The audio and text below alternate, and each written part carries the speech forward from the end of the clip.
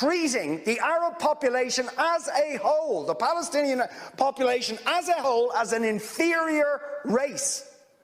I mean, it doesn't get stronger than this. And yet you want to be careful about your language.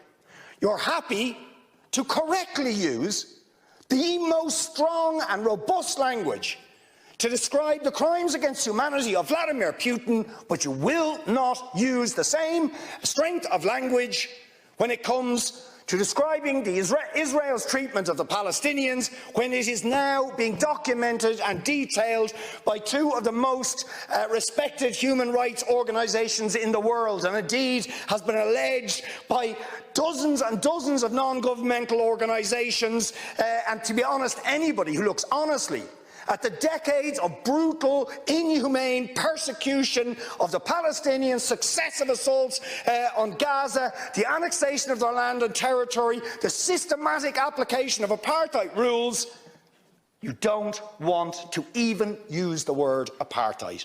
Never mind sanctions.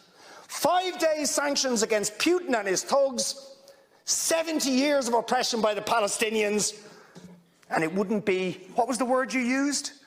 It wouldn't be helpful to impose sanctions.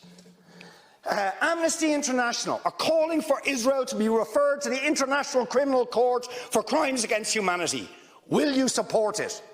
They are calling for targeted sanctions against Israeli officials who are perpetuating the system of apartheid, just exactly the same types of sanctions you've just initiated against Vladimir Putin. Will you support it? And I think the answer is clearly you're not going to. And then we ask the question, why? Why? With such strength of feeling, Fine Gael and Fianna Fáil and Green TD stood up one after the other, saying it was intolerable, the thuggery and the warmongering and the brutality of Putin. You wouldn't stand for it. Urgent action had to be taken. But we've got to be much more careful with the Palestinians.